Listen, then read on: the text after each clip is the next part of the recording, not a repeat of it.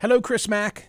Thank you for calling the program yesterday and getting through. Just special greetings to those in our tight circle of very loyal YouTube viewers. We love the YouTube viewers. We do. Great news now for everybody in Michigan, you Michiganders. Take the casino and the sportsbook with you on vacation in Michigan this summer. Odds and slots and bets and games.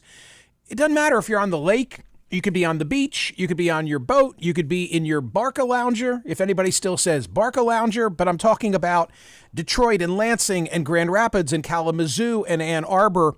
My friends at Bet Parks have you covered in Michigan with the Play Gun Lake Casino and Sportsbook app. It's all your favorite casino games that you can take on the go. Odds and slots and bets and games, all the fun stuff. New users, listen now, join me and you'll get up to $1,000 casino bonus back if you're not a winner in the first 24 hours. You can do that with roulette and baccarat and Texas Hold'em and all the fun stuff, plus your favorite progressive slots. There's never been a better time.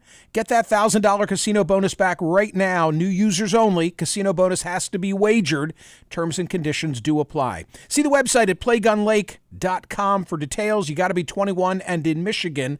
Gambling problem, call 1-800-GAMBLER or the Michigan Problem Gambling Helpline, 1-800-270-7117. Time now for the Thursday headlines from the Smerconish.com newsletter. We've been having too much fun talking about Mike Pence pumping gas. And we know they didn't film that in New Jersey, right? Because as we spoke earlier in the week, only New Jersey now, New Jersey stands alone where you can't pump your own gas.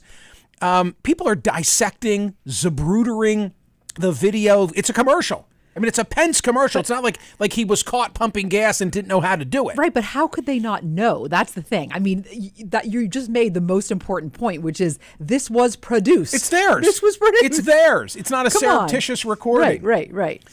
You want to give me just a little taste of it? This is how it sounds. This is the beginning. Yeah. Hey, everybody. Mike Pence here. Remember $2 a gallon gas? I do. And then Joe Biden became president of the United States and launched his war on energy. Since that time, gasoline prices are up 60%. What he didn't do, like he didn't pull out a credit card. He doesn't squeeze the handle. Well, you can he didn't select his gas. You can hear the beeping. So that's a in the dead background. Giveaway that he didn't select which grade of fuel you want. And then, he didn't squeeze it. So they're like, has he either never pumped gas before or he just is the world's worst actor, one or the other? What exactly is going on? So, I think his lesson, the message is being lost because the memes are just fast and furious. Mother is not happy. Mother is not happy with this. Do you think she pumps gas? Obviously not. Well, maybe someone has to. It's probably been years since Mike Pence has pumped his own gas. Really? I remember he TC. Does now. TC. No, he doesn't. No way does he pump his own gas now. Who pumps his gas? I don't know. Somebody who drives him. Do you think he drives his own car now? Yes. No. He didn't probably in D.C., but why wouldn't he now? You remind me that in 1987, when I had just worked an entire year for Frank Rizzo. Okay. An entire year for Frank Rizzo running for mayor unsuccessfully to get his old job back. And I was with him in the aftermath. Everybody else had kind of gone their separate ways. I had graduated from law school. I had passed the bar. I had not yet started my next gig. 87. So I had time on my hands, and I would go and essentially sit Shiva with him in the kitchen of his house at 8919 Crefeld Street in Philadelphia. What were we sitting Shiva about? The election loss. Just how long? Was it like weeks? Weeks. Oh, geez. Yeah. So one day he said to me, I want to go get a pizza. I'm like, Mayor, you want to go get a pizza? Where do you want to go get a pizza? He said, well, there's a Pizza Hut in Flowertown. I said, let's go. Because the idea of getting him out. Right. That was truly healthy. This was a grieving situation. Yeah. Oh, geez. So that wasn't the major surprise. The major surprise was when he said, I'll drive. I'd never seen him drive. He had a classic Cadillac in his garage, right? That just sat there like a mothballed, beautiful boat, right? So his son, Frank Jr., Franny, had a Jeep. And he said, we'll take Franny's Jeep. So I'm riding shotgun, and Mayor Rizzo is now driving, and in my head, I'm thinking, wait a minute now. He probably hasn't driven since before he was a captain at 12th and Pine in Philadelphia. He's had a driver for the last 30 years. And it was a harrowing ride that we took down Germantown Avenue to get a pizza. Was it like halting? Yeah. I was scared to death. Yeah, taking solace only in the fact that if we got pulled over, no cop was ever going to write him a ticket. Oh, yeah, great. As long as you made it alive. How was the pizza?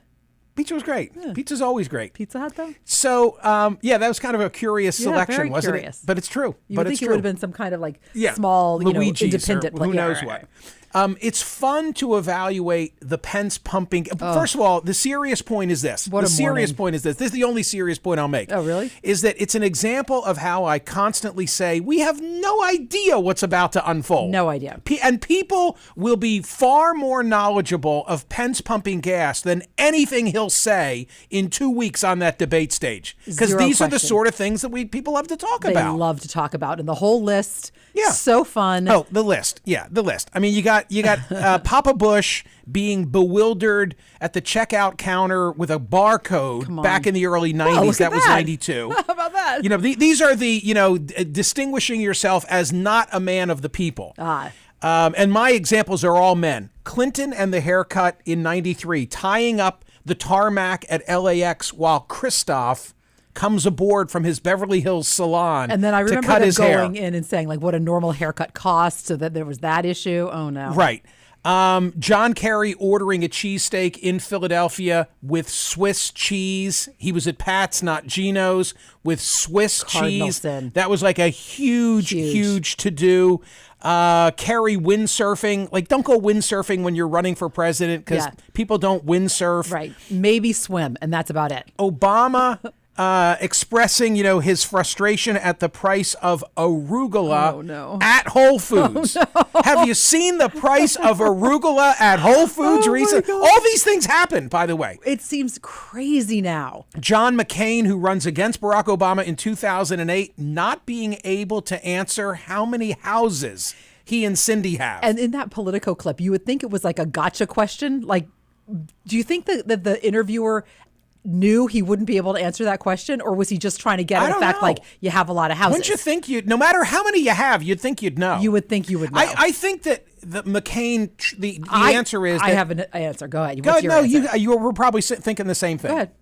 He knows, but in his head, he's not sure whether he should cop to it. Oh, no. My thought was that he maybe was not sure whether it should be the houses that they actually spend time in, or did he own houses that either the kids lived in or they rented, maybe there were properties. I don't know. That he didn't actually live in. I don't know. I think it was oh shit, do I really want to have to put this on? Yeah, this is not good. I'll get back to you on that. I'll get my stuff. We'll get back to you. Romney, corporations are people too, at the Iowa Fair. Oh, no. Trump eating pizza with a fork when he was with Sarah Palin. What was that all about? I don't know. Eating pizza with a fork, and then Jon Stewart, because this is, of course, at a time when Trump is all on his birth certificate tirade, and Jon Stewart says he wants to see. This is a great line. He wants to see Trump's long-form birth certificate because he no longer believes that he was born in New York. Because no one born in New York would eat pizza with a fork. Dr. Oz with crudité. Why do so many of these have to do with food? I don't know. That's true, right? Isn't it? Yeah, crudité. In Wegner's or wherever he said he was, which he wasn't. Wegner's. Oh, no. Wegner's. But, of course, the gold standard, and we talked about it, Dukakis, the tank, 1988. I mean, that is, when I think of this segment of the program, it will always be the Dukakis moments, plural. And there will be more of these, for sure, as the campaign which is unbelievable unfolds. Who knows what's to come. All right, more from Smerconish.com, the Thursday edition of the newsletter. Yesterday, poll results 23,000 plus. Do you agree with David Rubenstein's proposal? Biden promises to pardon Trump if Trump drops out, and Biden commits that he himself will not run for re-election. 70% and change said, no, I don't agree with it. I assume what they don't agree with is the part that Biden himself then has to say, Well, maybe they don't agree with Trump getting a could be pardon. The assumption. Right. So is it that they don't want to be pardoned? They don't want Biden to back out? They don't. I don't know. I don't know what the answer is. They don't think Trump is going to get indicted. Who knows? I don't know. There's a lot there. It was decisive. That is what I do know. That's true. Today's poll question: do demographics pose an existential threat to the GOP, or can the party expand its reach among non-whites? Ooh, Michael, why are you asking a question like this? So wonky. William Fry is a demographer from Brookings. Consider this, just one tidbit. Generational data from the 2020 census show upward march of racial diversity by age group. Non-Hispanic white people make up 77% of those over 75. 77% of those over 75. But 67% of those 55 to 64, 55% of 35 to 44, and barely half of the 18 to 34. So the younger generations do not look like the older generations. That's the very simplistic takeaway. And the GOP has got to be able to expand to new demographics because the Fox constituency is old and white and passing. Yikes. Lead story today is the Maui fire evacuations, horrid stories, people jumping into the ocean to escape the fire. God. Have you been to Hawaii? I have been to Hawaii. I've been to Hawaii. I've never been to Hawaii. I've been to Hawaii actually twice. I've been with my parents when we were very, very young, like I was in my 20s. I was actually pregnant with Emma. Wow. The reason I know I was pregnant with Emma is because I had a completely non-eventful, healthy pregnancy. And yet on that flight, and it was all the way from Pennsylvania to Hawaii. You didn't stop? Sick, Dallas, sick the whole time. Oh. The whole time. Brutal. It was horrendous. Brutal. But that, and I also went for a wedding. And but when you got there, it's supposed to be spectacular. Oh, Michael. Yeah. Stunning. Like Jurassic Park stunning. Yeah. I kept saying, never been. I kept saying, people live here. Yeah. People live here. But yeah, those pictures, I mean, whole towns. Yes. Incinerated. Well, incinerated. In terms of extreme weather, and I linked to this because it's a fascinating story. You'll know how to say the town because it's in Massachusetts. Mattapoisett. And you'll see in the newsletter today the photograph of the house literally cut in half. Cut in half By a tree. Yeah. That fell as a result of a tornado in Mattapoisett. A very, very rare tornado in Mattapoisett. There's a lot of sports news in the newsletter today at Smerconish.com. Michael Lorenzen threw a no-hitter for the Phillies in his first at-home start. Of course, we had to link to that story. 30,000 people, 30,406 got to watch that as he made history. The Aaron Rodgers era of the New York Jets is being chronicled in Hard Knocks. Hard Knocks is the HBO series every year that spends training camp with one team. And this year, I just saw the first episode. It's great. And now I, too, am interested in the Jets. I always end up rooting for the teams that I come to know through watching HBO's Hard Knocks. So you're watching that now? I watched the first one last night. Okay, because, think about the series that you've recommended. First, you recommended quarterback. Yeah. Then you love recommended the Johnny Manziel. Right, that Johnny one. Football. And then now Hard Knocks. And now Hard Knocks. Yeah, okay. One episode in, the review from USA Today says, in a 53-minute episode, viewers got 45 minutes of Aaron Rodgers with a splash of Sauce Gardner. And that's true because it's all about Rodgers. Okay, here's an interesting one. I don't quite understand it. It's another sports story. The Orioles play-by-play announcer, young guy, Kevin Brown, will return. Fans have been voicing discontent at his ouster or suspension. I don't know what it was. His offense occurred July 23rd when he stated that the Orioles had already won more games at Tropicana Field, that's the home of the Tampa Bay Rays, than they had in the previous 3 seasons combined. And it came straight out of like the Orioles' own media kit. Somebody took umbrage to this in the ownership. I do not understand this at all.